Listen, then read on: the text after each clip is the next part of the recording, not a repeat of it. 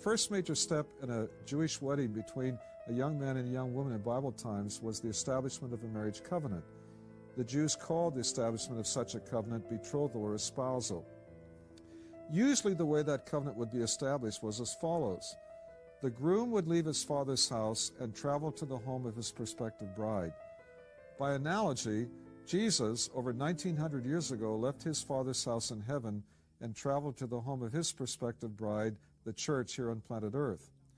When the Jewish bridegroom would arrive at the bride's home, he would come for the purpose of establishing a marriage covenant, and in order to establish that covenant, he had to pay a purchase price. Jewish young men had to buy their wives in Bible times. By analogy, when Jesus came in his first coming to the earth, he also came for the purpose of establishing a covenant through which he would obtain his bride, the church, and the covenant that he came to establish is the one that the Bible calls the New Covenant. And he did that when he died on the cross. And he too had to pay a purchase price in order to establish that covenant, and through that purchase price to obtain his bride, the church. The purchase price that Jesus had to pay was the shedding of his own lifeblood. That's why Paul at the end of 1 Corinthians chapter 6 says, "What? Know you not? You're not your own. You've been bought with a price. Therefore glorify God in your body and spirit." After the Jewish bridegroom had established the marriage covenant at the bride's home, and thereby had obtained his bride to be his wife, he would leave her at her home and would return to his father's house, and they would remain separated for a period of time, normally for approximately 1 year. And during that year of separation, the Jewish bridegroom would be busily engaged in his father's house preparing living accommodations to which he could bring his bride later on. By analogy, Jesus, less than 2 months after he established the new covenant through the shedding of his blood on the cross of Calvary, left the home of his prospective bride, the church here on planet Earth, and on the day of his ascension, he returned to his Father's house in heaven, and he's been away ever since. And you and I right now are living in the period of separation between the time of his departure and the time of his return.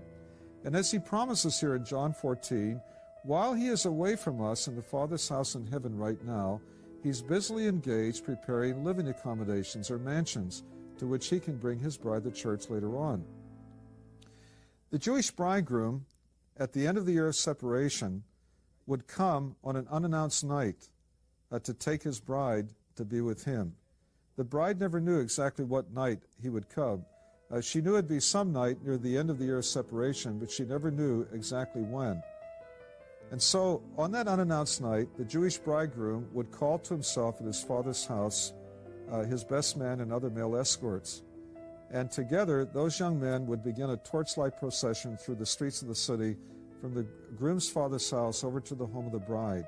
Here was the bridegroom coming to take his bride to be with him. As those young men would be weaving their way through the streets of the city, bystanders, recognizing what was happening, would pick up a shout, "Behold, the bridegroom comes." And that shout would be carried from block to block to block until finally it would arrive at the bride's home. The major purpose of that shout was to forewarn the bride to the effect that she'd better get ready in a hurry, because tonight was the night, and her groom was already on his way to take her to be with him. As soon as she would hear that shout, she'd send out word to her bridesmaids to come to her home, get her dressed in her bridal garment and all prepared, because this was the night. Now, by analogy, the Bible teaches that at the end of the present period of separation from Christ in which we are now living, Jesus too will come from the Father's house in heaven toward the earth, toward the home of his bride here on the earth at an unannounced time.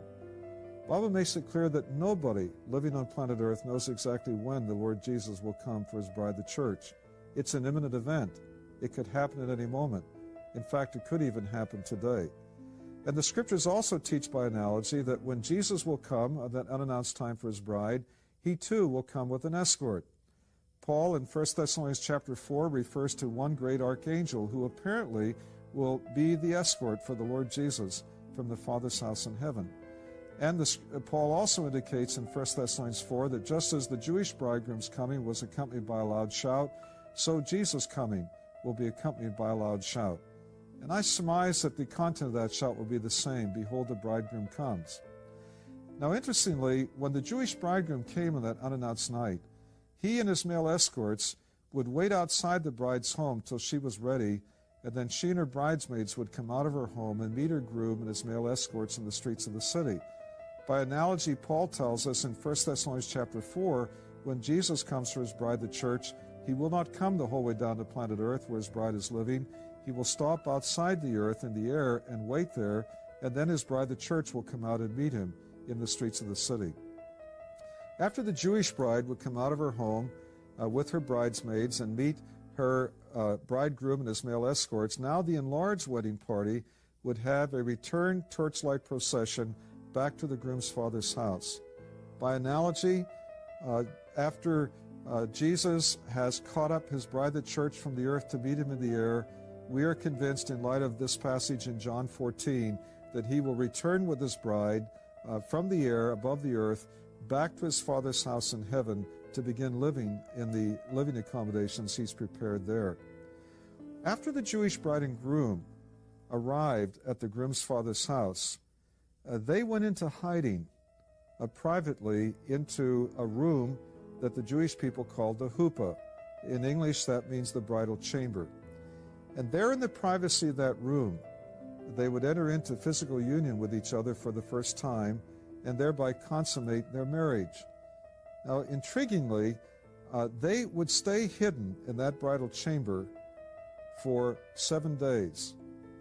This is known, therefore, in the Jewish Encyclopedia as the 7 days of the bridal chamber. And then, at the end of the 7th day, the groom would come out of hiding from the bridal chamber, and he would bring his bride out of hiding with him, out in the open with her veil removed, so that everyone could see who his bride truly was. Now, by analogy with this aspect of the Jewish marriage customs, after Jesus and his bride, the church, will arrive by rapture at his Father's house in heaven, he and his bride will also go into hiding for a period of 7, but in this instance for 7 years. For while the 7-year tribulation period will be transpiring down here on planet Earth, Jesus and his bride, the church, will be hidden away from the view of everyone who's still living down here.